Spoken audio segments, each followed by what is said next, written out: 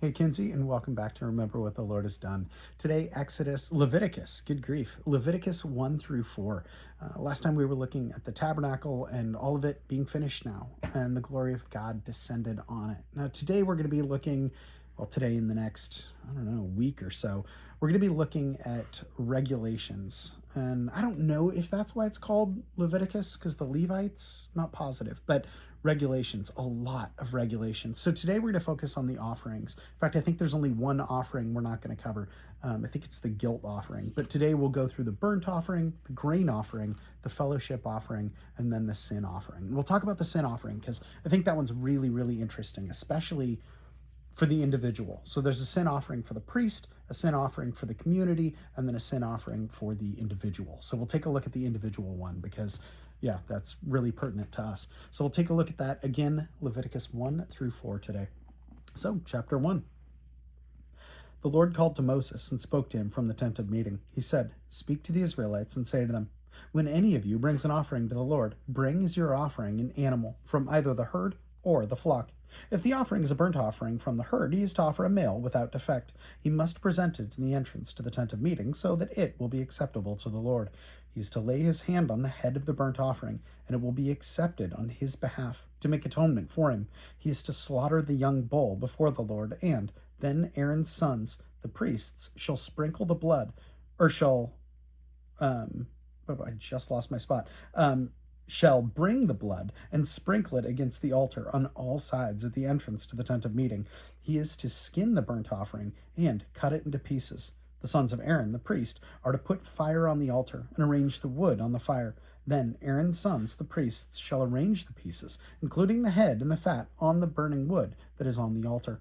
He is to wash the inner parts and the legs with water, and the priest is to burn all of it on the altar. It is a burnt offering, an offering made by fire, an aroma pleasing to the Lord.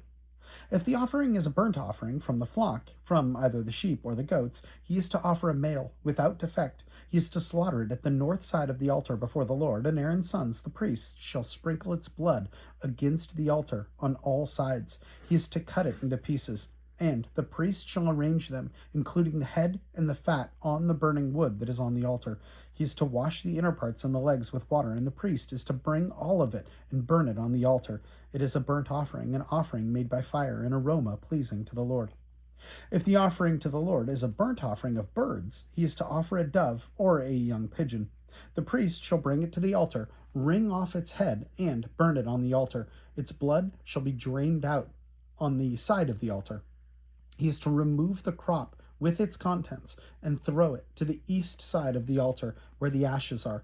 He shall tear it open by the wings, not severing it completely, and then the priest shall burn it on the wood that is on the fire on the altar. It is a burnt offering, an offering made by fire, an aroma pleasing to the Lord. Chapter 2, when anyone brings a grain offering to the Lord, their offering is to be of the finest flour. They are to pour olive oil on it, put incense on it, and take it to Aaron's sons, the priests. The priest shall take a handful of the flour and oil, together with all the incense, and burn this as a memorial portion on the altar, a food offering, and aroma pleasing to the Lord. The rest of the grain offering belongs to Aaron and his sons. It is a most holy part of the food offerings presented to the Lord. If you bring if you bring a grain offering baked in an oven, it is to consist of the finest flour, either thick loaves made without yeast and without olive oil, and with olive oil mixed in, or thin loaves made without yeast and brushed with olive oil. If your grain offering is prepared on a griddle, it is to be made of the finest flour, mixed with oil and without yeast. Crumble it and pour oil on it. It is a grain offering. If your grain offering is cooked in a pan, it is to be made in the finest flour and some olive oil. Bring the grain offering made of these things to the Lord. Present it to the priest, who shall take it to the altar. He shall take out the memorial portion of the grain offering and burn it on the altar as a food offering, an aroma pleasing to the Lord. The rest of the grain offering belongs to Aaron and his sons. It is the most holy part of the food offerings presented to the Lord. Every grain offering you bring to the Lord must be made without yeast, for you are not to burn any yeast or honey in a food offering presented to the Lord. You may bring them to the Lord as an offering of the first fruits, but they are not to be offered on the altar as a pleasing aroma. Golly. Season all your grain offerings with salt. Do not leave the salt of the covenant of your God out of your grain offerings. Add salt to all your offerings. If you bring a grain offering of first fruits to the Lord, offer crushed heads of new grain roasted in the fire. Put oil and incense on it. It is a grain offering. The priest shall burn the memorial portion of the crushed grain and the oil, together with the incense, as a food offering presented to the Lord. Chapter 3. If someone's offering is a fellowship offering, and he offers an animal from the herd, whether male or female, he is to present it before the Lord, an animal without defect. He is to lay his hand on the head of his offering, and slaughter it at the entrance to the tent of meeting. Then Aaron's sons, the priests, shall sprinkle the blood against the altar on all sides. From the fellowship offering he is to bring a sacrifice made to the Lord by fire. All the fat that covers the inner parts, or is connected to them, both kidneys with the fat on them near the loins, and the covering of the liver, which he will remove with the kidneys. Then Aaron's sons are to burn it on the altar on top of the burnt offering that is on the burning wood, as an offering made by fire, an aroma pleasing to the Lord. If he offers an animal from the flock as a fellowship offering to the Lord, he is to offer a male or female without defect. If he offers a lamb, he is to present it before the Lord. He is to lay his hand on the head of his offering and slaughter it in front of the tent of meeting. Then Aaron's sons shall sprinkle its blood against the altar on all sides. From the fellowship offering he is to bring a sacrifice made to the Lord by fire. Its fat, the entire fat tail cut off close to the backbone, all the fat that covers the inner parts or is connected to them, both kidneys with the fat on them near the loins, and covering of the liver, which he will remove with the kidneys. The priest shall burn them on the altar as food, an offering made to the Lord by fire. If he is offering his offering is a goat, he is to present it before the Lord. He is to lay his hand on its head and slaughter it in front of the tent of meeting. Then Aaron's sons shall sprinkle its blood against the altar on all sides. From what he offers, he is to make this offering to the Lord by fire. All the fat that covers the inner parts or is connected to them, both kidneys with the fat on them near the loins, and the covering of the liver, which he will remove with the kidneys. The priest shall burn them on the altar as food, an offering made by fire, a pleasing aroma. All the fat is the Lord's. This is a lasting ordinance for generations to come. Wherever you live, you must not eat any fat or any blood. Do you want me to read this one? I'll try it. Okay, let me know though. The Lord said to Moses, "Say to the Israelites, when anyone sins unintentionally and does what is forbidden in any of the Lord's commands, if the if the anointed priest sins, bringing guilt on the people, he must bring to the Lord a young bull without defect as a sin offering for the sin he has committed. He is to present the bull at the entrance to the tent of meeting before the Lord. He is to lay his hand on his head and slaughter it there before the Lord. Then the anointed priest shall take some of the bull's blood and carry it to the tent of meeting. He is to dip his finger in the blood and sprinkle some of it 7 times before the Lord in front of the curtain of the sanctuary. The priest shall then put some of the blood on the horns of the altar of fragrant incense that is before the Lord in the tent of meeting. The rest of the bull's blood he shall pour out at the base of the altar of burnt offering at the entrance to the tent of meeting. He shall go ahead. Okay. He shall remove all fat from the bull of the sin offering, the fat that covers both the inner parts or is connected to them, both kidneys with the fat on them near the loins, and the covering of the liver, which he will remove with the kidneys, just as the fat is removed from the ox sacrificed as a fellowship offering. Then the priest shall burn them on the altar of burnt offering. But the hide of the bull and all its flesh, as well as the head and the legs and the inner parts and offal, that is, the rest of the bull, he must take outside the camp to a place ceremonially clean, where the ashes are thrown, and burn it in a wood fire on the ash heap.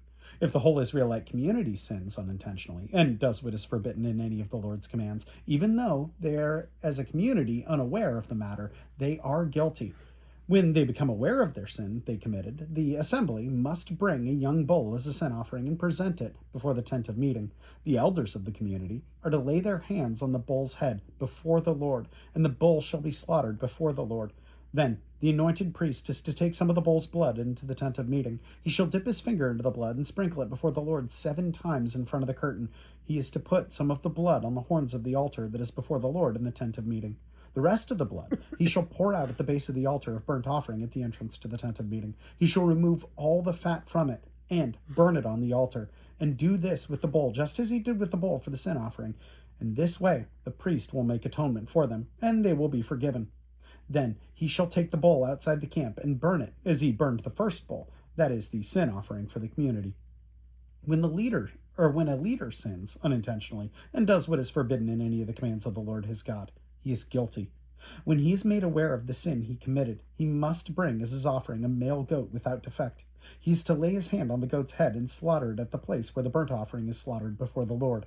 It is a sin offering. Then the priest shall take some of the blood of the sin offering with his finger and put it on the horns of the altar of burnt offering, and pour out the rest of the blood at the base of the altar. He shall burn all the fat on the altar, as he burned the fat of the fellowship offering. In this way, the priest will make atonement for the man's sin, and he will be forgiven. If a member of the community sins unintentionally and does what is forbidden in any of the Lord's commands, he is guilty. When he is made aware of the sin he has committed, he must bring as his offering for the sin he committed a female goat without defect. He is to lay his hand on the head of the sin offering and slaughter it at the place of the burnt offering. Then the priest is to take some of the blood with his finger and put it on the horns of the altar of burnt offering, and pour out the rest of the blood at the base of the altar. He shall remove all the fat, just as the fat is removed from the fellowship offering, and the priest shall burn it on the altar as an aroma pleasing to the Lord. In this way, the priest will make atonement for him, and he will be forgiven. If he brings a lamb as a sin offering, he is to bring a female without defect. He is to lay his hand on its head and slaughter it as a sin offering at the place where the burnt offering is slaughtered. Then the priest shall take some of the blood of the sin offering with his finger and put it on the horns of the altar of burnt offering, and pour out the rest of the blood at the base of the altar. He shall remove all the fat, just as the fat is removed from the lamb with the fellowship offering, and the priest shall burn it on the altar on top of the offerings made to the Lord by fire. In this way, the priest will make atonement for him for the sin he has committed, and he will be forgiven. I think have you ever looked up like pictures of like what the temple and what the tabernacle looked like? Like on, I think I picture that like anytime I've looked online and seen like, oh, what did it actually look like, to kind of put these stories together. And they're really like clean. I mean, they're fake, right? So it's like computer generated, or they're drawn or painted or whatever. Yeah, but They it'd probably have be to be, filthy. yeah. And I've Smelly. never thought about that. It's gotta reek. And like the altar, and I mean, yeah, the altar and the what is it, the altar with the horns or whatever on it, it's like when it's talking about it, it's like I think they're carved out of wood, they're overlaid in gold, they have to look amazing, but they're bloody. And I've never like, and Or do they clean it off each time? It or doesn't maybe, say, and maybe but they don't maybe they do, yeah. I mean, maybe or maybe it just burns off, I don't know, but either way they're like pouring blood all over this, so it's a bloody business. it's a bloodbath. But it's a bloodbath. And I mean, I think about that as verse 27. So 427, well, what? 427 through 35, through the rest of the chapter, talks about if a member of the community sins unintentionally. Well, man, how many of them came up out of Egypt? So there's got to be tons of them. And I think that's so interesting, Kinsey. And the reason why this is interesting to focus on, and why it's cool to focus on, is because what people are doing when they've sinned, they keep, and you've heard this numerous times now, is they're putting their hand on the animal, like on the head of the animal that they're going to kill, and then they're forced to kill it. And I think that's something that I don't know, maybe our parents or maybe our grandparents would have done if they lived on a farm, is like, oh, the animal was suffering, so I had to put it down. I've never put down an animal myself. Like, that's not something, and definitely not like this. But the point of that is this animal is being sacrificed because I sinned. So I'm putting my hand on top of it, and I'm making that connection. I'm getting closer to it, and I can feel the heat from its head. I can feel its head. Maybe feel its heartbeat. And maybe feel its heartbeat. Yeah, in its head. Yeah, veins and stuff. But then you kill it. So you are the one responsible for ending its life because of your sin. And that's, like we said, it's a really bloody, ugly business. And I think that's what we miss with our sin, is that's the death that we deserve. And that's why it's so important for grace not to be cheap, because instead of that, Jesus stood in our place. If he didn't, we would still be doing this. Or I mean, we should. If we truly believe in the Bible, we should still be killing lambs and bulls and goats. But Jesus. And that's the better covenant. He's the lamb. He's the lamb. And I don't have an example of that or a great story for you of what that would even look like. That would be terrible. But my example today is you eating your, I don't even know what type of pasta they were. They were just like Elbow little macaroni or little something. weird elbow macaroni, but they were weird. And covered in a lot of sauce because you love a lot of marinara sauce. I could not get that little fork to your mouth fast enough. I would give you the bite and pull it away, and immediately, I mean, just immediately, more, more. You hadn't even finished chewing. I don't think she chewed. I don't think you chewed at all. I think you just more, like your mouth was just full, and I couldn't get the little noodles on there fast enough. So it was super cute. It was awesome. But then after that, which was probably not wise at all, or maybe it was before that. Maybe it was before that. Um, Yeah, it was. I was laying down and you came over and you like patted my tummy and then you you swooped your leg over and just sat right on my belly and started bouncing. And so then we started bouncing and doing like horsey. And it was so funny because every time I would try and get up, you'd try and push me down and down, down, down, and then you would try and push me. And of course I'd like fall over. And it was so funny and it was awesome. And it was just like, man, this is and I was exhausted because you wanted to bounce so much on my tummy. I did not have enough air. But it was one of those things that's like, oh, I'm gonna miss that. That is so sweet. You thought it was so funny. It was super cute. Down, monkey. Yeah, down, down. I demand more. But yeah, it was awesome. I don't know if you had. The only one I had is like, you were so happy after dinner because you had a bunch of pasta, but then you pooped and you were just walking around with a stinky, nasty diaper. But you were like the happiest you'd been all day, probably because your tummy was empty. Or like you made more room and you weren't as full. But it was like, who's that happy walking around with poop on their butt? And you even blew out your diaper a bit. Yeah. So you had Gross. all the more reason to not. Like I picked you up. I was like, hey, sweetie, I picked you up and I put you on my arm and it was wet. And I was like, I need to wash my arm. But you were so happy. Like, so we took you up and got you a bath and stuff. But it was disgusting. But you were so happy. It was awesome. So happy. It was awesome. Worth praying about. Do you want? No, you don't want to pray. Okay. Good. God, I thank you so much for my wife and for my girls, Lord. I thank you for Kinsey and for the joy that you constantly give her. God, I thank you for the joy that she has at life, at food, at belly horsey rides, with a belly full of pasta. God, you have given us such incredible daughters. We thank you so, so much for them. Lord, help us to remember that even when life is good, that we have a good life because we have you, God. You have given us all provision and you have saved us due to your grace and your mercy and your love through your Son, Lord. Help us not to forget that sacrifice is so, so, so important for today, God. And it's not your Son's sacrifice that covers our sin, but that takes it away. God, we thank you so, so much for it. And in Jesus' name we pray. Amen. Mm-hmm. Well, Kinsey, we love you. We appreciate you. And we will plan on seeing you tomorrow. Have a good one.